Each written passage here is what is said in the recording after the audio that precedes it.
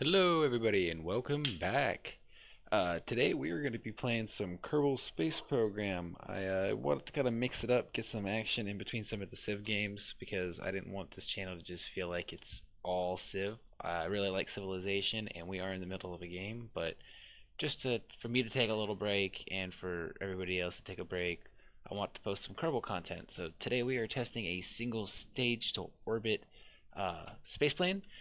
Basically, it's the hybrid between a plane and a rocket ship, and it's pretty simple. This particular version of it has 4 Rapier engines, which means that we don't have to do any of that funny business of switching around between engines. We can just flip a button and that will set its mode. I think I actually have it on a key binding. I do, and you can see it's closed cycle or air breathing. We're going to be using air breathing, and that will um, allow us to use the atmospheric oxygen as opposed to the oxidizer, which we are carrying on board. And that just allows us to reduce weight. Instead of having extra fuel tanks, we're using oxygen of the air, so that's nice. Um, Essentially, this plane is built to be extremely simple and to do its job and do its job well. Its job is to get into orbit, to drop off small payloads using the cargo bay, and to get back safely. We can carry up to 2 passengers. If we can go inside here, we can actually see them. What's up, bro? Um, but yeah, carry 2 passengers up to space, and then obviously you can do all of the exiting, the EDAs, all of that if you want to. How do I get out of that? That. All right, so we are all set for launch. Kerbal Tower is giving us a go, so let's go ahead and get this set off. Launch those rockets, brakes free. Now this ship is a little bit touchy on its takeoff, but that's okay. It likes to wobble, and if you're not careful with its takeoff, it will kind of run off into the buildings. But as long as, yep, there we go. Whoa! All right, and up. SAS might help. So we're going to put it into a 25-degree angle of attack, and that is going to be basically what we ride out for the entire duration of this insertion. This plane is just meant to gain a lot of speed, and then when it runs out of oxygen, you just flip the engines, and it will be into that closed cycle mode, and we'll start burning oxidizer. The excess liquid fuel is actually being stored in the wings, and that is the only tanks on the entire plane that aren't equally balanced for oxidizer and fuel. It basically means that when we run out of fuel, we run out at the same time, and that's the goal. It carries lots of extra fuel so that you can do emergency maneuvers or potentially refuel and maybe do some outside of Kerbal influence missions, but I've never really tested it for that. I've always used it for single stage orbit and payloads and whatnot. So we're getting to that point where we're about to hit that speed where the engines start to cut off. And then we'll put our apoapses, sorry about that, at about 55 to 60,000. They'll start to shut off. And there they go. So we're going to go ahead and flip the cycle now, and that'll finish our orbital insertion here. Those nice, powerful rocket engines kick in. 70,000, that'll lob us into space. We're going to go ahead and do an 80,000 meter orbital insertion. So there we are.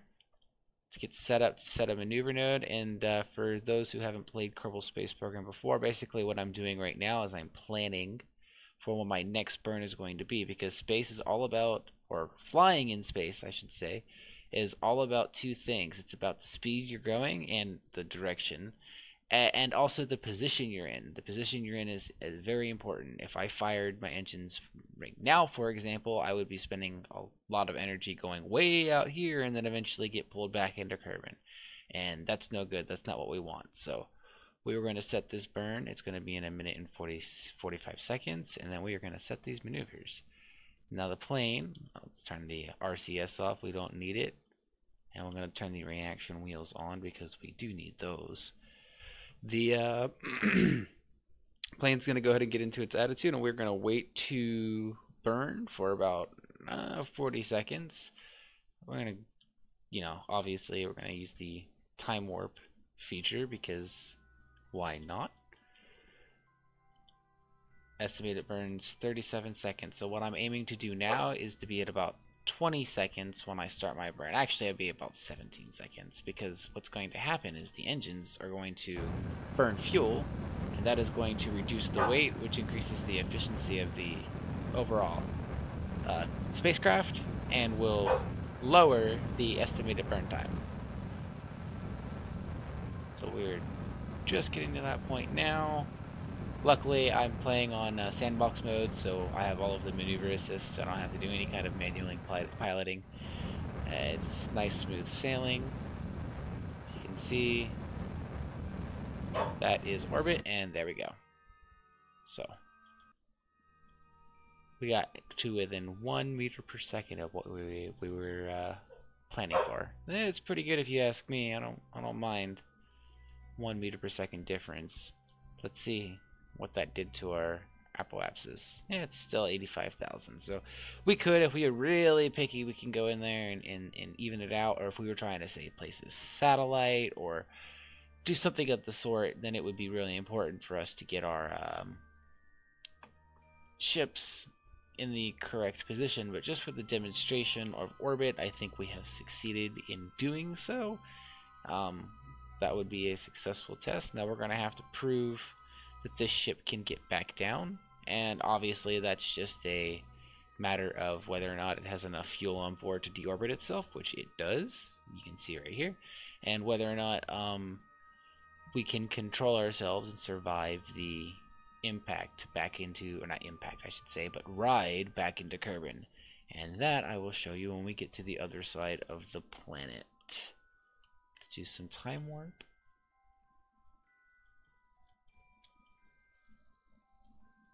It's a pretty thing going around Kerbin, that's for sure. Time warp around here, and we are. Oh crap! And what I'm doing is I'm trying to get to my apoapsis. Yeah, relatively close. Basically, so that I am starting my descent just forward of the halfway point. Yeah, I'd say if you go to this is the halfway point where I am right now. When I get to about a third of the in between, that's when I want to start my descent, and I want to put my periapsis at about 20,000 meters over Kerbal. And we're going to say 20,000 meters because the friction of the atmosphere should slow us down a little bit, and that'll put us at about 10,000 meters, and we can fly the rest of the distance in. With all of that extra fuel that we brought, right? So it's a pretty simple maneuver. We're just going to go retrograde. I don't really even need to plan for it because all we're doing is slowing down. And it means that the rocket ship is now facing in the opposite direction that we were moving. So if you imagine we started off moving in a certain direction when we took off, and now our plane is facing the opposite direction because obviously the engines only fire in one direction. So now that we are set for burn and we are in the correct attitude, we are essentially at the correct spot. What we're going to do is now we're going to ever so slightly burn those engines, and you can see how the periapsis is coming down.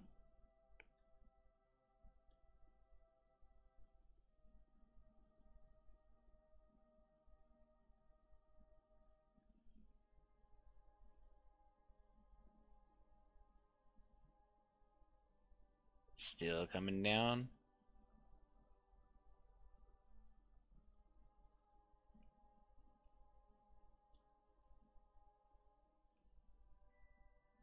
And I'm burning slowly, but you can burn faster if you want to.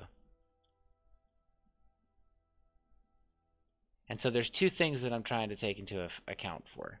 One is that the planet is still going to rotate. The other thing is that you can see how it starts off shallow and it gets, deeper and deeper and deeper as we get into this point. So I want to make sure that where this, this line is about 10,000 meters, and that's just kind of practice, having a little bit of experience, kind of judging it based off of the globe, and then correct piloting on the way down. So we're going to slow down just a bit more. Oop, that was a bit much, but we can always go prograde and increase our speed. And so now we're really talking about the difference between 2 or 3 meters per second.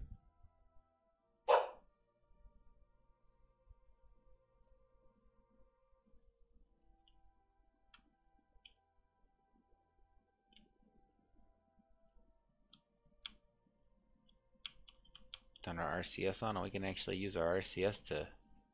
We're only pushing with RCS, just RCS, and look,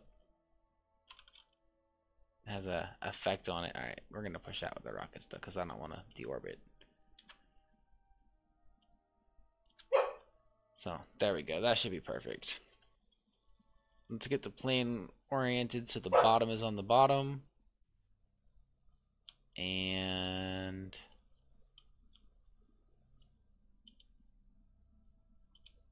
we are all set.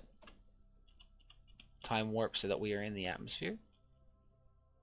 And then I'm going to stability assist so that I keep the plane at about a 10-degree angle of attack.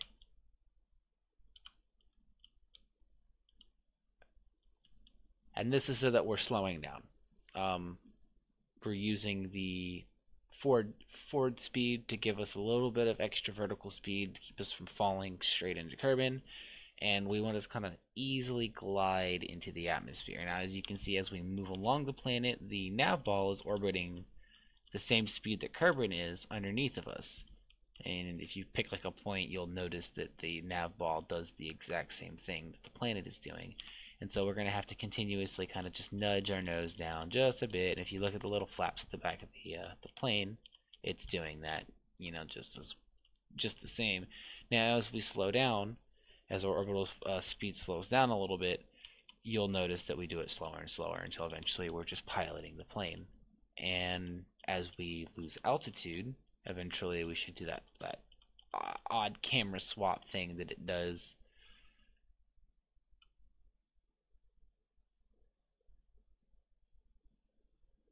Now, if you were interested, I wasn't keeping to what I said and get back to 10 degrees.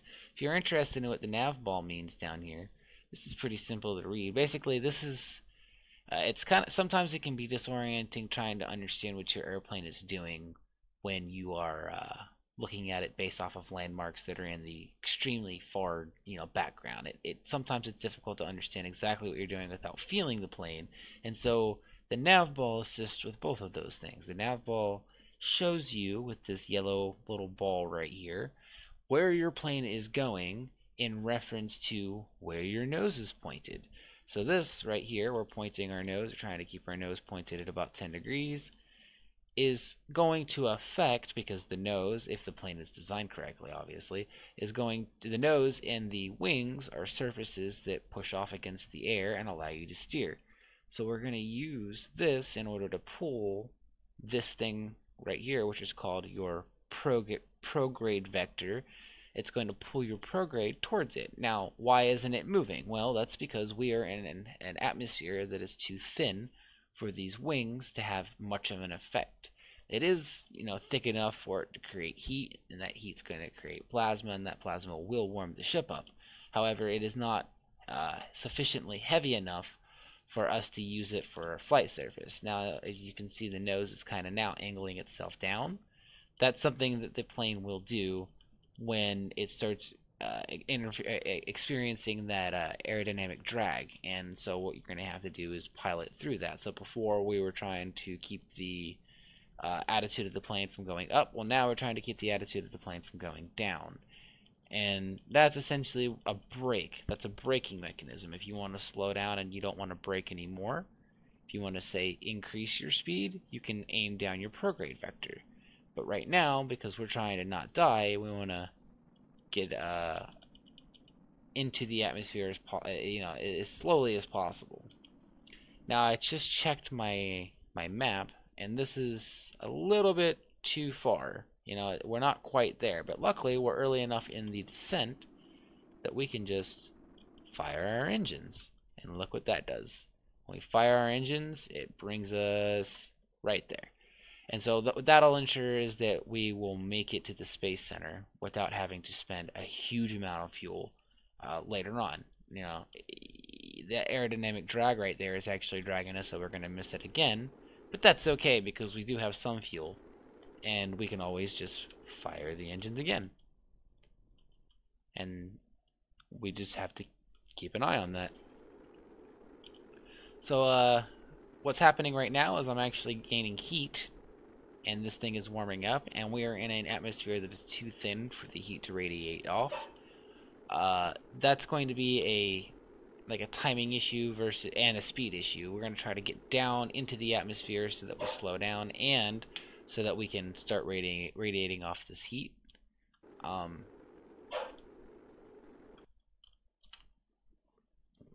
Again, we're gonna just barely miss the spaceport, so we're firing those engines up just a little bit higher, just to get a little bit faster, and we're talking, difference of 10 meters per second or whatever.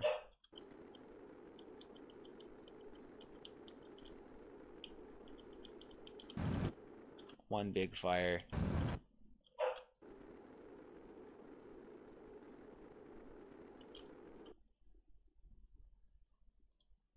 If I was a computer, I might be able to figure out exactly where to descend so that it's perfect every time, but this works. And it also reduces the weight.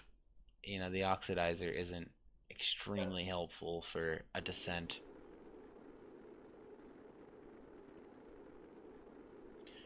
This is by far the longest and most boring part of the encounter, but it is important that you do it correctly so that the plane doesn't destroy itself, and so that you can get to where you're trying to get to. We're slowing down nice and fast now. This is indicative of us getting into a thicker part of the atmosphere. Gonna have to increase our speed again just to keep that line aimed towards the Kerbal Space Center.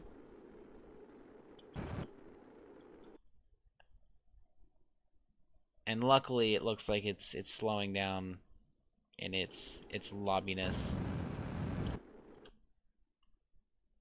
We're gonna do one big last push because when we get to that thicker part of the atmosphere, it is gonna slow us down, and I do want to get over this mountain right here.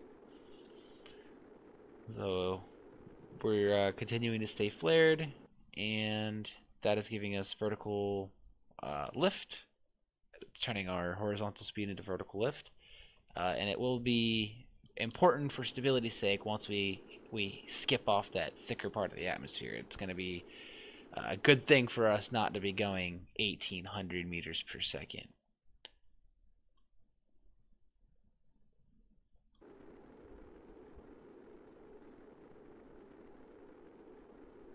Alright, so this is the continent that we will be trying to land on. It's incoming, and that is the mountain that we are aiming to get over. This is the line that we are using to judge our distance to Kerbal Space Center. We are a little bit off, if you can tell, on our nav ball. We would need to move if we were moving west, so we need to move south. So if we are moving west right now, we need to move to the 135 degree. Not entirely sure. I'm kind of bad at referencing the nav ball when it comes to Kerbal flight because I don't usually fly on Kerbin. I usually go out into space. I think it is to the 135. Not that it matters. We're basically there now. I could probably stop watching the map and go back to the pretty visuals. I don't have to be too careful. At this point in time, the engines, we have enough fuel. We're going to get over those mountains. That's really all that matters.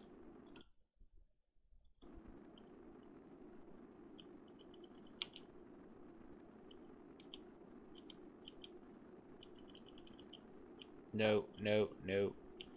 It's sliding just a bit, and that's just all of the force that it's under. It's a lot. So we're gonna start to flare, and that's gonna bleed off some of this horizontal speed. Try to slow us down just a bit. I'm gonna turn the SAS off just for now. Get a nice big flare in there, and that's gonna get us into the thicker part of the atmosphere. That's important for us to actually slow down and fly in a stable pattern. We're just passing over these mountains. And just for reference point, those mountains are, 5,000 meters, I think. Might have to actually go down there and look. That might be, actually, a little bit higher, about 10,000 meters.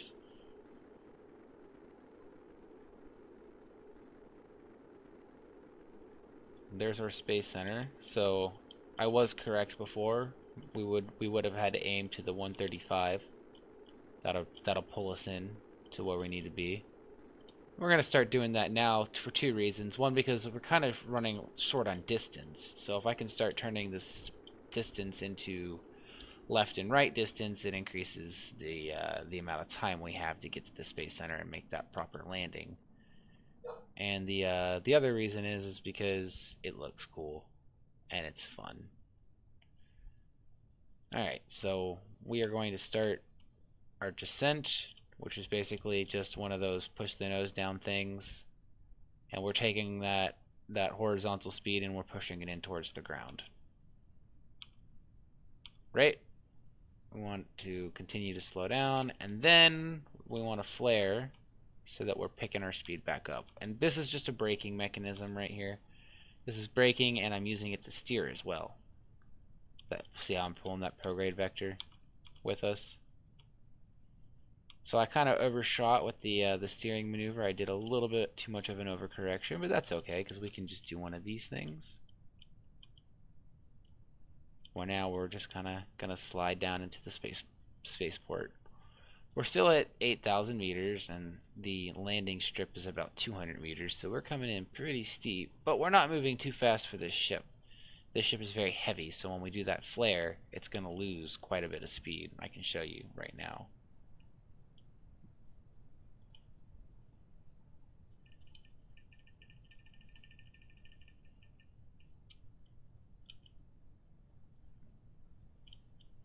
Alright, starting to straighten us out. And this is more of a proof of demo too. Obviously I'm not the best pilot. I'm no Scott Manley or anything, but I do think I will be able to make this runway if I can make this slide happen. There we go. Try it one more time.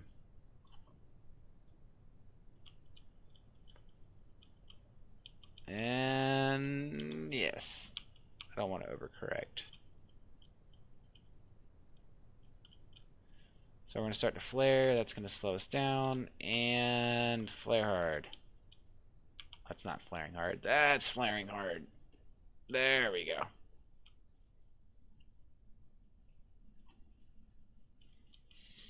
So we're going to bring the nose down. One of those things.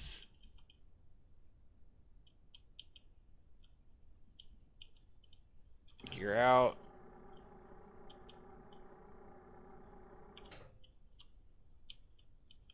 Oh, I'm gonna undershoot. I think I just overshot it. Let's try it. Let's try it.